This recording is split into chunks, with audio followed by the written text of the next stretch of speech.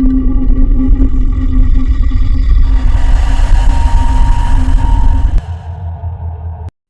was exactly 8 p.m. when I pulled into an almost empty Burger King parking lot. The neon sign above buzzed and flickered, casting shifting shadows across the pavement, while my stomach growled in desperate protest. I hadn't eaten all day. I was so hungry that nothing else mattered but my usual fix. 3 full meals loaded with extra cheese on every burger, large drinks, and a mountain of fries. I didn't care about the price. I had the cash and an insatiable appetite. Before stepping out of my car, I was about to lower the window when I caught something odd.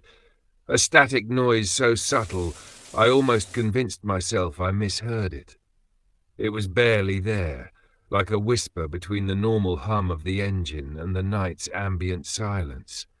I hesitated, wondering if it was just interference, but the sound left a lingering chill in my ear. With a determined shrug, I decided to take matters into my own hands. I rolled down the window and announced that I'd be dining inside instead. After all, I was not only ravenous, but also in desperate need of a restroom break. The worker at the window, his face drawn and eyes distant, simply replied in that same mechanical tone, "Understood." Inside, the Burger King felt less like a fast food joint and more like a forgotten relic.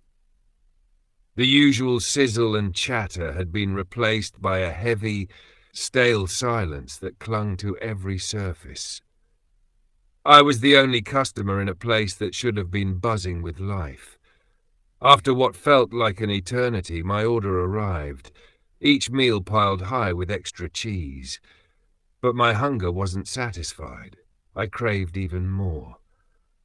I stepped up to the counter, my voice wavering between hunger and frustration, and said, "Excuse me, I ordered extra cheese, and if you need to charge me extra, that's fine. I've got money. I want even more cheese." The employee's eyes glazed over as he responded in a dispassionate monotone, "We apologize, sir." With robotic precision, he adjusted the order, but his flat tone and the earlier mysterious static nagged at me, as if the place was trying to warn me about something lurking beneath the surface. Needing a break from the unsettling atmosphere, and with that ever-present urge to use the restroom, I made my way down the dim, flickering hallway toward the facilities. The fluorescent lights overhead buzzed erratically, creating jittery shadows on the worn-out walls. I hurried to the farthest stall, praying for a moment of mundane normalcy. No sooner had I settled in than a sharp, sudden thud erupted from the adjacent stall. I froze, my heart hammering in my chest. Peering through the thin partition, I saw something I couldn't unsee. A pair of battered, worn shoes, inexplicably dangling in midair as if gravity had abandoned them. I blinked hard, my mind racing to rationalize the impossible sight. Then, barely audible yet unmistakable, came a whisper right beside my ear. "You ordered extra cheese." I bolted upright, every nerve on edge. The neighboring stall's door now hung wide open, as if whoever had been there had vanished in a hurry. I rushed to the sink, splashing cold water on my face. In the grimy mirror, I caught a glimpse of my terrified expression and something else. A faint message scratched into the metal of the paper towel dispenser. Hungry. Without another thought, I grabbed my food from the counter and bolted out of the restaurant. Once outside, fumbling with my keys, I risked one last glance in the rearview mirror. There, under the weak glow of a streetlight, stood a solitary figure. I couldn't tell if it was a man or merely a shadow given life, but its silent stare felt accusatory, as if it were silently saying, "You shouldn't have stayed." Even now, whenever I pass by a Burger King or catch a fleeting glimpse of movement in the dark, that night at 8 p.m. comes rushing back. I was just a guy, desperate for a meal and a restroom break, yet I found myself caught in a mystery that defies explanation, a mystery that still haunts me every time I unwrap a burger or sip a drink, whispering softly in the shadows, "Extra cheese."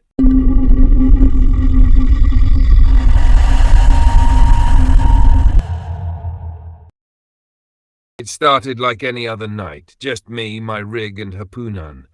I was about 35 minutes in when a creeping unease settled over me. At first I ignored it, probably just the game messing with my head. Then, movement outside my window, a shadow, long, distorted, slithering across my yard like a corrupted game sprite, stretching and bending in ways that shouldn't be possible. The flickering streetlight made it worse, warping its shape, elongating it unnaturally. My breath caught. "Who is that? Who's out there? Did someone just break in?" I froze, my fingers hovering over the keyboard. The eerie silhouette burned into my mind. For a second, everything felt unreal, like my room wasn't my own anymore. When I finally ended the stream, the unease clung to me like a damp chill. My old headset crackled, low, distant, like rain tapping against a window. Then the static surged, and every monitor in my setup flickered at once, as if responding to it. I swallowed. This wasn't just faulty wiring, this felt personal. Then, just as I was about to take off the headset, a voice, right outside my door. I stiffened, listening.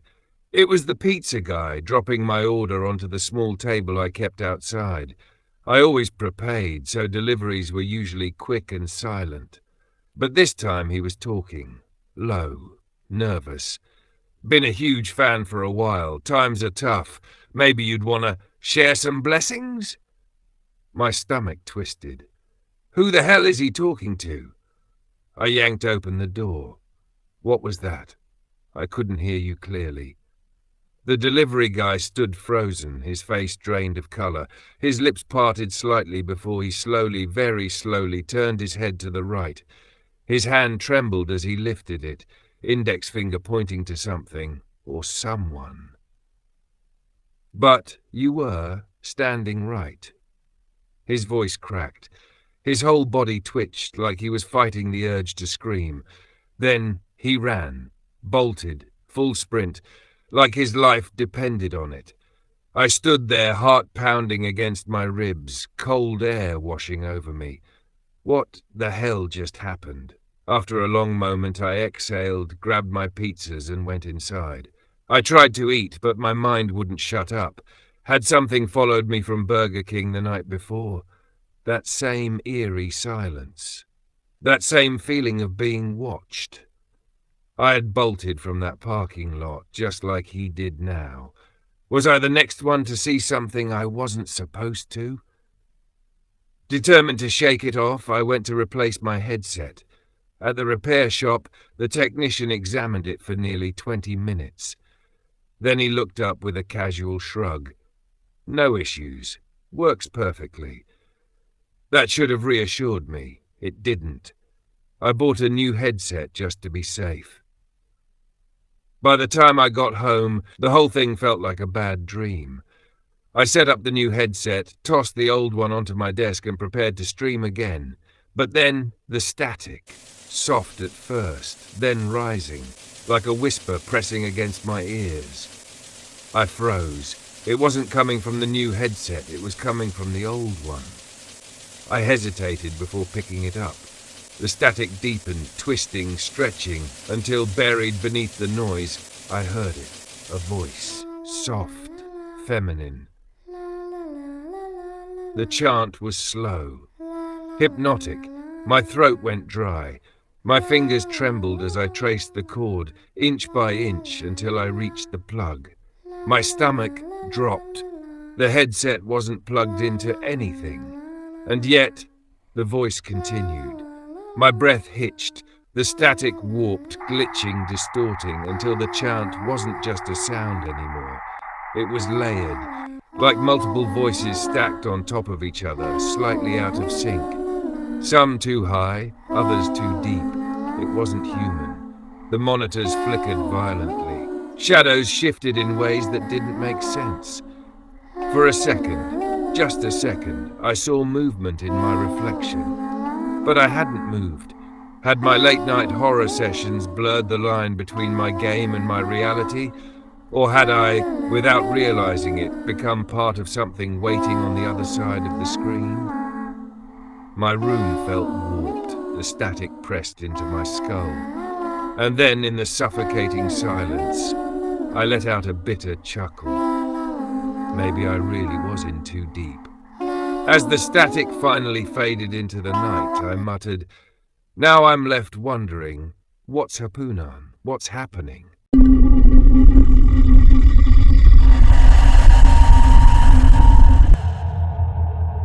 It began on an ordinary night. I was in my room following my usual routine, the soft hum of my PC and the familiar clack of my keyboard. Then everything shifted. I woke up drenched in sweat, my head pounding like a relentless drum. The room had transformed into a claustrophobic labyrinth of brittle, cold plywood that scraped against my skin. The air clung to my flesh, thick with the suffocating scent of salt and something metallic, something disturbingly close to blood. My hands flickered like low-resolution pixels, and every nerve screamed that something was horribly wrong. I fought to steady my racing thoughts. What is happening? Am I losing my mind? The familiar interface of Hapunan, the Filipino horror I'd played moments before sleep, had vanished, replaced by a static-filled void where fragmented memories of a peaceful morning collided with disjointed, nightmarish images. Was my mind merging reality with digital echoes, or was this terror utterly real? A distorted radio crackled to life, its warped voice warning of paid killers roaming the streets. I turned, heart hammering, to see my in-game parents seated at a dinner table. At its center lay an untouched fried chicken. "Tomorrow," my mother intoned in a voice as cold and unyielding as the flickering light overhead. "Tonight we eat tuyo." Her detached words deepened my growing paranoia, a harsh contrast to the warmth of that long-ago sunrise. Dinner became an unsettling, ritualistic charade. The briny taste of dried fish clung to my tongue, while sour anxiety churned in my gut. As my parents sank into their scripted slumber, I gripped my basket of balut and chicharron, my intended merchandise, and stepped out into a night that devoured every ounce of familiarity. Outside, every sensation hit like a shock. My flashlight's beam slashed through the oppressive darkness along a desolate railway track, revealing harsh surfaces and cold, rough plywood pressing into my skin. The sticky residue of salt in the air made each breath a struggle, and amid the silence I heard not only the distant murmur of wind, but also the relentless thump of my own heartbeat. Thump, thump, thump, echoing like a ticking clock, as if time itself were counting down my doom. Then Totoy emerged, a face I recognized from the game, his eyes wide with terror. "What happened to the last vendor?" he whispered, urgency slicing through the night. I could only stutter. "I don't know." His chilling warning cut deep. "Then you better be careful. Don't come back." Had I crossed into a realm where nothing made sense? No scripted encounter followed. The night deepened further. Out of the murk shuffled Madonna, the hunched old woman who always expected free balut. My basket was empty, and her silent disappointment echoed like a broken promise reverberating in the dark. On my way home, as I was about to open the gate, chaos erupted. Multiple gunshots tore through the silence from every direction. I saw armed men storming from house to house, their weapons spitting death. Frozen in terror, I became stone until one of them caught sight of me and gave chase. I slammed the gate in his face, but he was relentless. Desperation forced me to flee. I stumbled, fell, and finally crawled behind a large cold stone. As I pressed my trembling hands against its rough surface, I sensed movement, a presence that sent my heart into overdrive. My pulse pounded, louder than ever. Thump, thump, thump. Their boots scraped deliberately against the pavement, each step echoing as if they were stepping inside my skull, as if they knew exactly where I was. I glanced back and saw an armed man tailing me, his eyes wild with fear. "What now? No, stop!" I screamed silently within. Then, emerging from the shadows like a spectre of retribution, Mangberto appeared. In one swift, ruthless motion, he shot the armed man down. The crack of his gun was a final verdict. Without pausing, Mangberto bolted across to a dilapidated hut, their hideout, nestled right opposite the stone. As he vanished into darkness, his parting words echoed in my mind, a chilling warning that blurred the line between savior and harbinger. Then came the unrelenting chaos. A furious volley of gunshots erupted. I watched, horrified, as over half a dozen armed men crumpled, their bodies collapsing with brutal precision. My pulse pounded in my ears. Tick, tick, tick. Each beat a desperate countdown amid the silence that followed. And then, as if summoned by the very shadows, Mangberto and the remaining attackers melted into the inky black. I lay hidden behind that stone for over 5 agonizing minutes, my mind a storm of frantic questions. Is this a well-rehearsed purge? Am I really here? What is happening? Fragmented thoughts crashed over me, each second stretching into an eternity. Finally, summoning every scrap of courage, I bolted from my hiding place and sprinted toward my only refuge, my home. The door creaked open as I slipped inside. An eerie silence greeted me. My parents were gone. On the dinner table lay my old unplugged headset, its cold surface a stark reminder of the fragile veil between worlds. I hesitated before reaching for it. The moment my fingers brushed the plastic, a soft hum erupted into a warped lullaby, sending shivers racing down my spine. Then, like a lightning strike, the lullaby shattered and a searing pain tore through my skull. I dropped the headset, and in that agonizing instant, I woke up. Gasping, I found myself before my PC in my familiar room. My hands were normal again. The comforting buzz of everyday life had returned, yet the nightmare clung to me, vivid and unyielding. On my desk, the headset still hummed softly, a quiet promise of blurred boundaries. I glanced at the monitor. The game's UI had returned, and a new message scrolled in blood-red letters. Recording saved. With trembling fingers, I clicked play. The footage was unnerving. A view of my in-game character selling balut, but the camera lingered on an inexplicable dark figure standing right behind me. The final shot left me questioning. Was it merely part of the game, or had something else followed me home? As the screen faded to black, a lone, unyielding shadow clung to the far corner, a final, unresolved detail that whispered, somewhere, just beyond my field of vision, something was still watching, still waiting.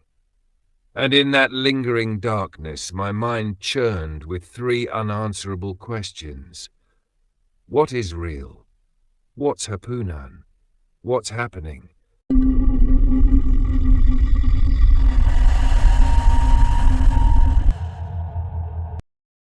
I was starving.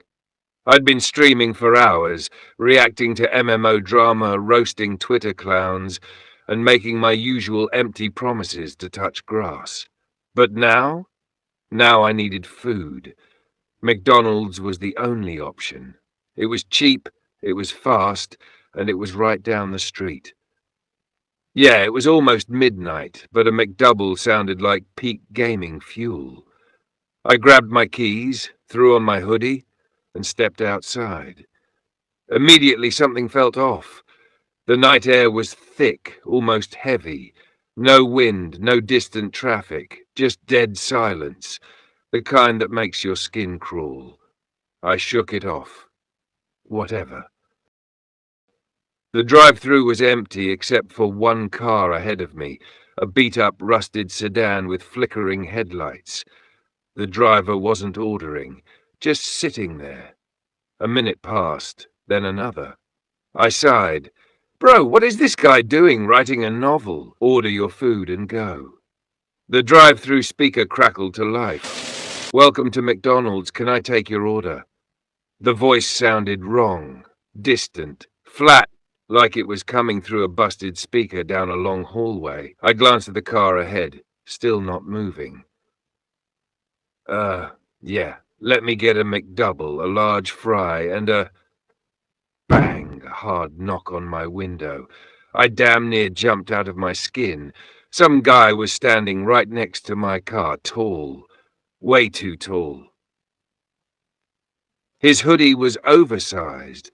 The hood draped low over his face. I couldn't see eyes, just darkness where his face should be. His hands were jammed deep in his pockets, and his posture completely stiff. Like he wasn't used to being in a human body. My brain froze for a second before I blurted out, Yo, what the actual f***? No reaction, no movement. This dude was just standing there, like some kind of bugged-out NPC. The drive-thru speaker crackled again. Sir, are you ready to order? Same voice, same tone. Like someone had just pressed repeat. I whipped my head back toward the window. He was gone. Not like he walked away, just gone. I felt my stomach drop. My pulse kicked up. I scanned the lot, my hand hovering over the gear shift, ready to dip. Then, finally, the old sedan rolled forward. The driver's window slid down, and a hand reached out for the bag of food. Thin. Sickly pale. The fingers were too long, the joints moving in a way that didn't seem natural. The McDonald's worker handed over the bag without hesitation. I felt my chest tighten. Nothing about this was right. That was it. I was done. I slammed my car into reverse, nearly burning rubber, getting the hell out of there. Screw the McDouble. I suddenly wasn't that hungry anymore. I didn't relax until I was back home, sitting in front of my PC. My Twitch chat was still going, just a wall of spam messages. I sat there staring at the screen, trying to process what just happened. Then out of nowhere, a new message popped up. No username, no profile picture, just one line. You should have ordered, Zach.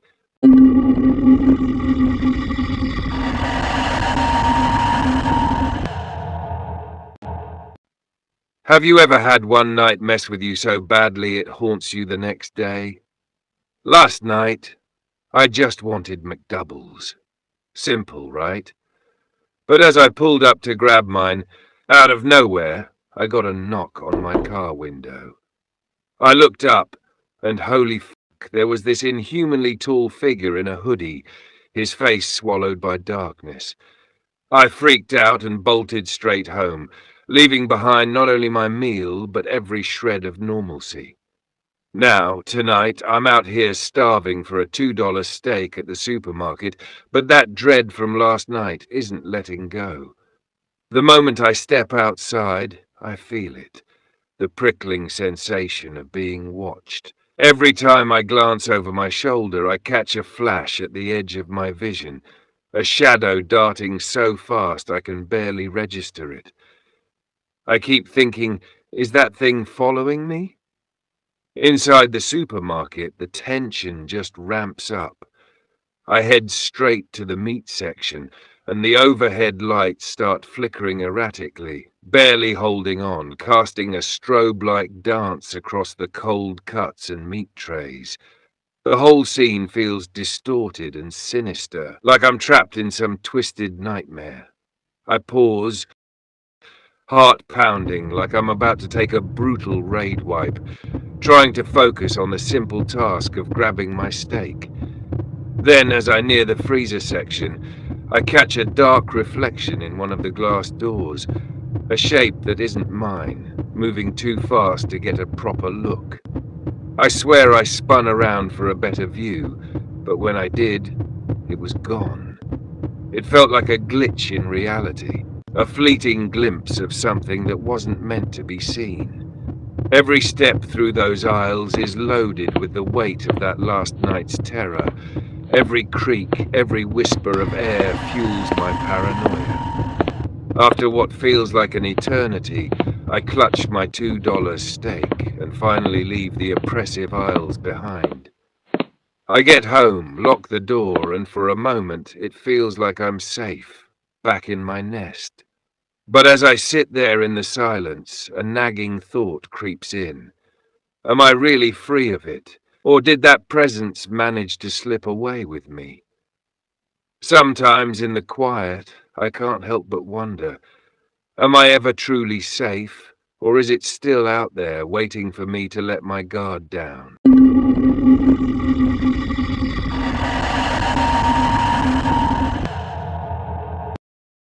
Alright, so I actually don't know what the just happened. I mean, I know what happened, but I don't know how the to explain it. A couple nights ago, I went to McDonald's. Simple mission. Grab some McDoubles, head home, easy. Except, nah, because as I'm sitting there in the drive-thru, I hear it. Knock. It wasn't loud. It wasn't desperate. It was just there. I turn my head, and then I see him, just standing there, way too tall. Hood pulled over his face, not moving, not blinking, just staring. I don't know how long I sat there before my brain caught up, but I said F that and left. No McDoubles, just straight home. Next night, I go out again. I was just trying to buy a $2 steak, and I feel it again. That exact same feeling. I turn nothing. I move, still nothing. But the air felt thick, like something was right there just outside my vision. It made my skin crawl. I got my steak. I got the fook out. And tonight? Tonight, it doesn't want me to leave at all. So I'm at my desk, just chilling, talking to chat, going off about how Yasuke was the strongest assassin because he assassinated his own game company. And out of the corner of my eye, a shadow. It passed by my window. I turned. Nothing. All right. Whatever. But then, knock. Soft. Barely even there. I pause. Knock. I type in chat, guys, I swear someone's knocking on my window. Then it hits me. I'm on the second floor. That's when I said, nah, fuck this, and went downstairs. I grabbed the front door. It won't open. It's not locked. It's not stuck. It feels like someone's holding it from the other side. I pull her nothing. And then, the trash. I know my place is bad, but this is different.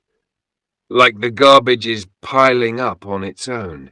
Like it's trying to trap me.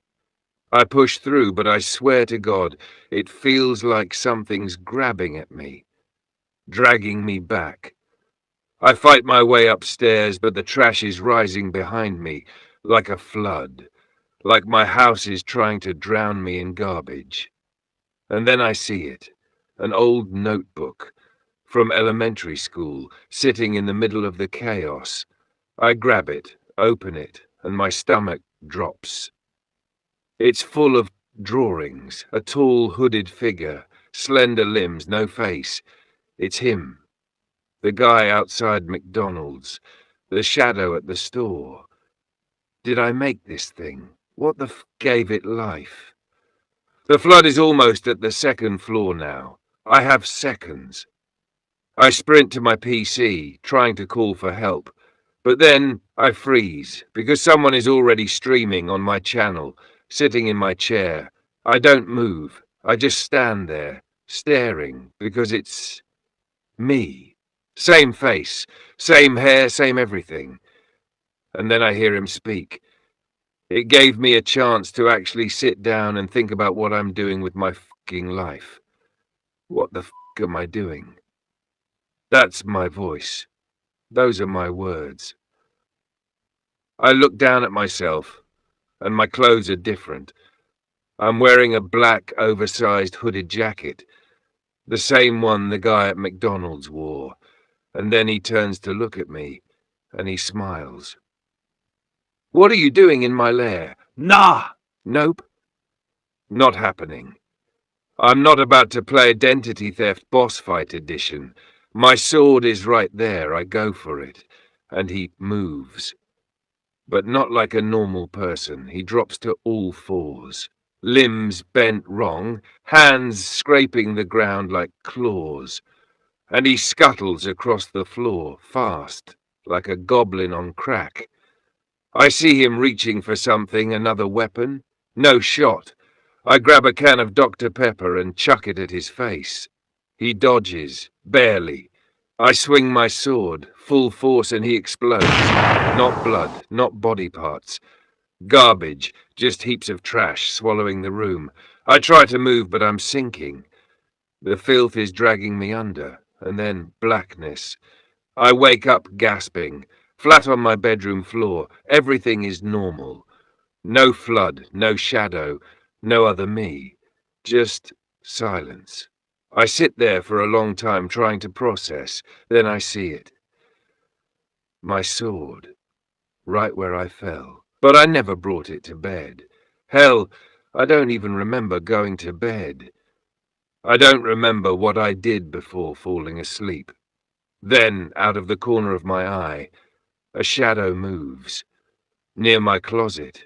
I don't turn. I just sit there staring at the wall, and I tell myself, I think it's time to clean my fucking house.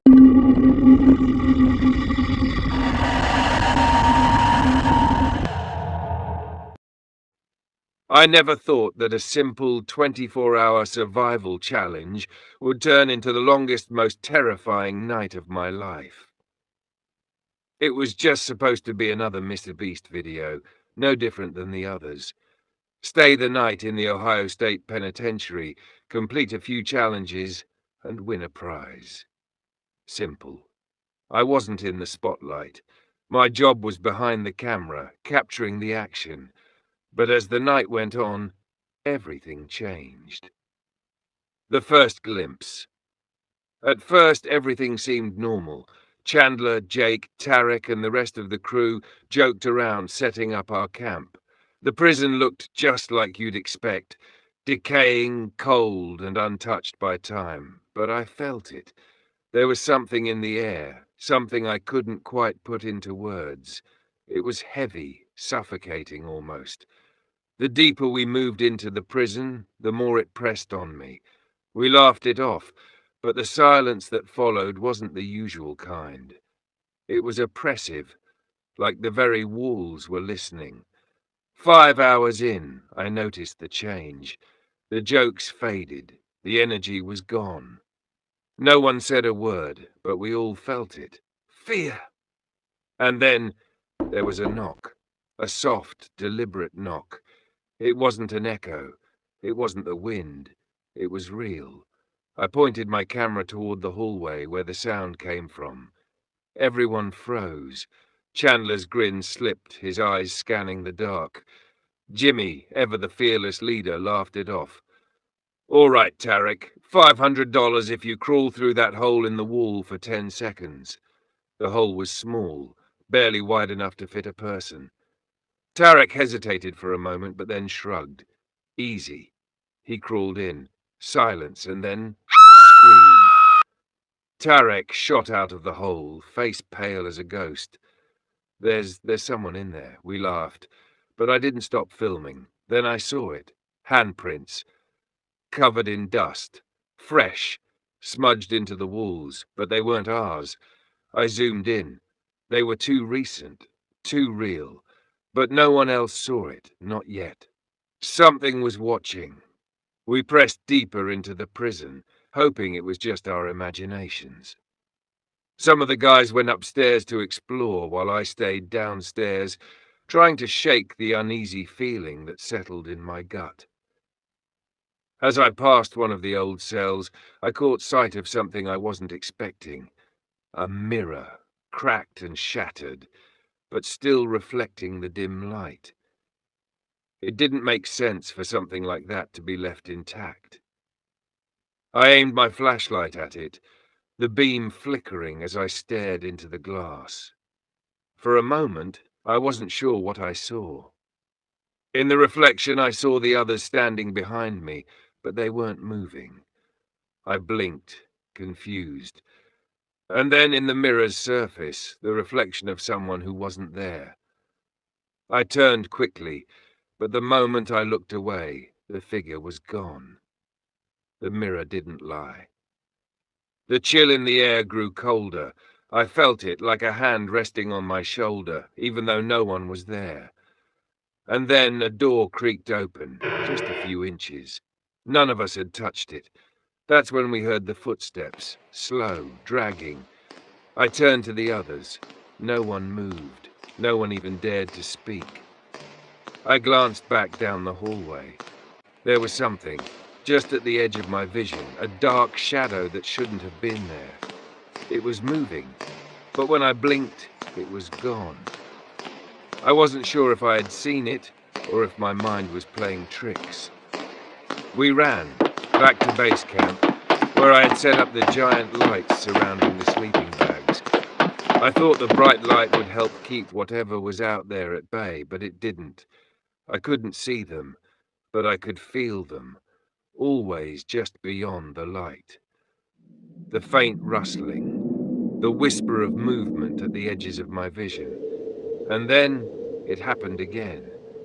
I checked the walls around the camp. A fresh handprint.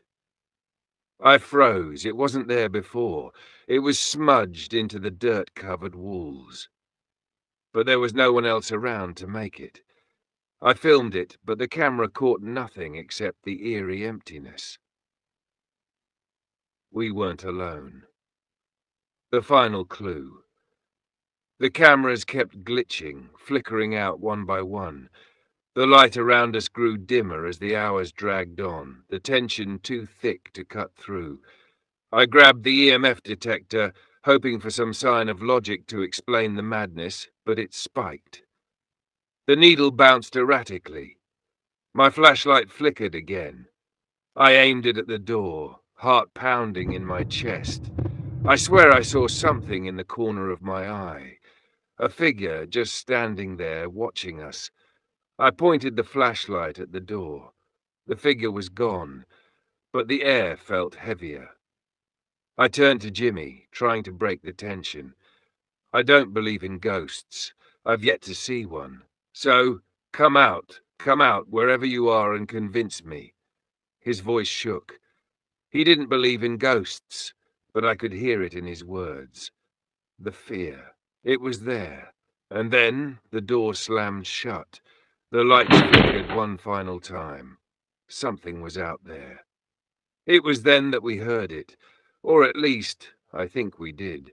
It was barely a whisper, but it was unmistakable. It said, "It's raining." I froze, and that's when it hit me.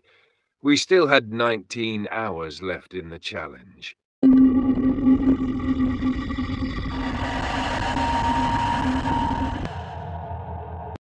I've spent my career behind the lens, capturing what most people miss. The eerie, the unexplained, the things that only make sense when it's too late. Since childhood, I believed watching from the sidelines meant safety, that as long as I observed, nothing could hurt me. I was wrong. That night at the Ohio State Penitentiary changed everything.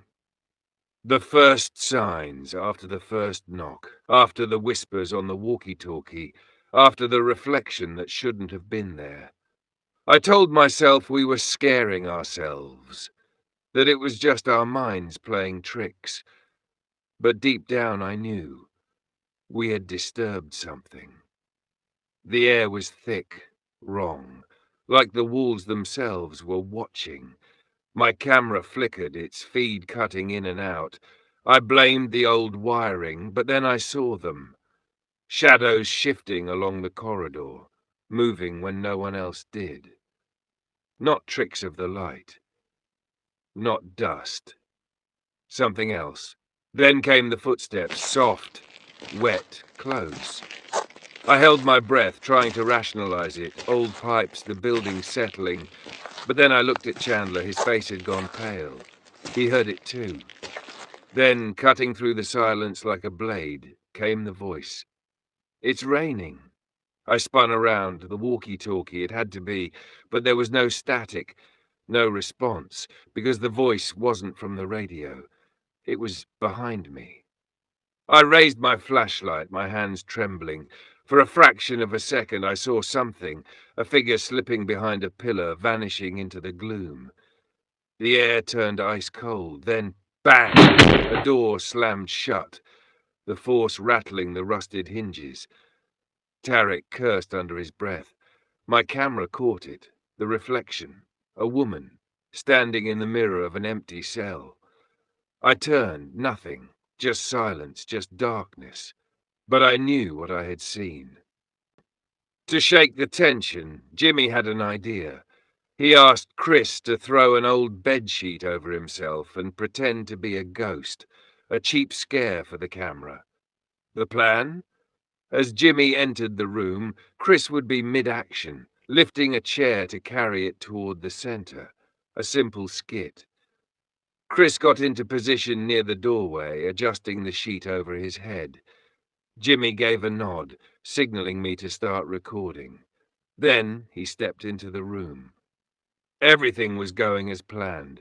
Chris, fully committed, picked up the chair. Then one of us spotted him. Panic flashed across Chris's face. He bolted. But he didn't get far. His foot caught on something, and before he could react, he slammed against the wall behind him. Hard. A nervous laugh slipped out. Then another. But something felt off. That's when we noticed it. The chair, it moved. Not a lot, just slightly. So little that we might have convinced ourselves we imagined it. But we hadn't. The laughter stopped. The prison chapel was the last place we wanted to be. But Jimmy, still trying to shake the fear, climbed up to the pulpit, tapping the microphone like he was testing it. "First of all," he announced, forcing a grin, "I'd like to thank Chandler for visiting our humble church." The joke barely landed. Chandler wasn't laughing. He sat stiffly in a pew, his fingers twitching, his eyes darting left and right. I feel like someone is staring at me from every direction." His voice shook. So did mine when I said, "There's no one there." I wasn't sure I believed it. Then static, the walkie-talkie buzzed. Then that same voice. "It's raining." Chandler shot up from his seat, knocking over the hymnal beside him. That's when we saw them. Handprints. Fresh, wet, appearing. One after another, pressing into the crumbling wall. They weren't there before. Fingers splayed. Too high up to belong to any of us. Then, as if waiting for us to notice, something moved. A shadow darting along the wall. Too solid. Too real. Then gone. And with it so were the handprints. Every single one. Like it had all been some fleeting nightmare. We stood there, silent, frozen.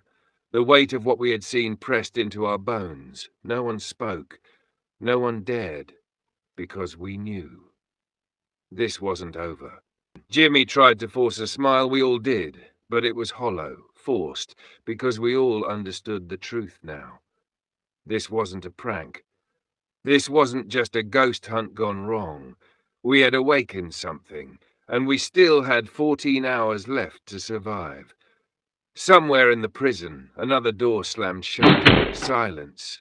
Then, from down the corridor, a sound. Not footsteps, not breathing. Something else. I looked through my camera lens and saw it. A figure. Standing just at the edge of my view, watching. But when I lowered the camera, it was gone.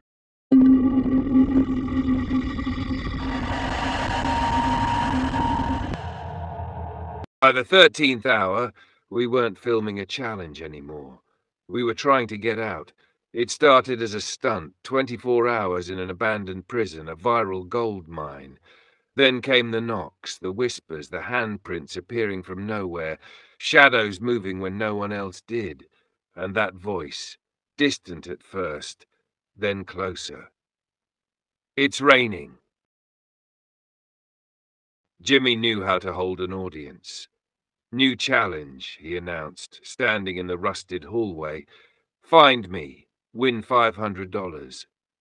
We found him fast, too fast, so he raised the stakes. The next round, he disappeared. We searched every row of empty cells, the mess hall, the stairwells, nothing. Then Chris's phone buzzed. Jimmy's voice came through, too calm, too flat. Find me in 20 minutes, you get $2,000. The way he said it, something felt off. 8 minutes left. A knock. Soft. Metal against metal. We turned toward the sound. It came from deep inside solitary confinement. Another knock behind us. We ran toward the first noise, expecting Jimmy to pop out, laughing. But the cell was empty. 20 minutes passed. Then Jimmy stepped out of the darkness, grinning. Guess you guys lost. His smile was the same. But his eyes weren't. I was behind the camera. I knew what I saw. But when I played back the footage later, there was no knock, no sound at all. Just us reacting to nothing. Some places feel wrong. Cell 13 was worse. The story went that an inmate, James Lockhart, had set himself on fire there. As we stood in front of the door, the air felt heavy, thick, like it was pressing down on us. My flashlight flickered. The walls were covered in deep, uneven scratches, frantic, desperate. We placed the EMF detector on the rusted bed frame. If you're here, give us a sign. Silence. Then a violent spike. The temperature plummeted. The air thickened, pressing into my chest like unseen hands. Then came the footsteps. Slow, deliberate, dragging. A sharp bang erupted down the hall. Then, the unmistakable sound of something scraping against the floor, getting closer. We ran. Didn't stop until we reached base camp, gasping for air. No one spoke, because we all heard it. I checked the camera. The scratches on the walls, they weren't there anymore. We shouldn't have done it. It wasn't a Ouija board, but it was close enough. We placed the EMF detector and a recording phone in the center. At first, nothing. Then, that feeling. Like we weren't alone. Like unseen figures loomed just beyond the flashlight beams, watching. Connor swallowed hard. Are you standing between me and Taylor? The EMF spiked. The flashlights flickered. Connor gasped, his breath hitching. His eyes watered, his nose ran, a sudden fever hitting all at once. Then, a noise, not from any of us, a whisper, soft, low, right in my ear. We broke the circle, and just like that, it stopped. But the feeling didn't. Something had stepped closer, and it hadn't left. I reviewed the footage later. Connor had been looking right at me the whole time. But in the reflection of my camera lens, his eyes were somewhere else. I couldn't sleep. The others had drifted into uneasy rest, shifting, mumbling. I just lay there, listening. Then the walkie-talkie crackled. A voice. Flat, Calm. Wrong. It's raining.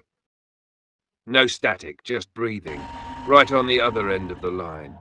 I grabbed the camera, heart pounding, and started filming the walkie-talkie. I watched through the screen, and for a split second in the darkness behind it, there was something else. Something watching. I blinked, looked up, nothing. Checked the footage, nothing. But I know I saw it. Didn't I? Morning. Sunlight didn't make it feel better. As soon as the cameras rolled, Jimmy was back to normal. Hey, ghosts! Last chance, any of you boys out there? All right, just checking. The guys laughed, cheering. We did it, someone said. Jimmy grinned. We entered thinking we'd get possessed by a demon. Squad is alive. No demon possession here. No ghost possession here. We're Gucci. Thank you guys for watching. The second the camera shut off, silence. None of us spoke. Not on camera. Not to each other. But I haven't stopped thinking about it, because when we left that prison, I swear something left with us. I checked the footage again when I got home. At the very end, right before the screen cut to black, there was one last frame, a shadow, standing behind us. I just hope he subscribed to my YouTube channel since I'm now out of work.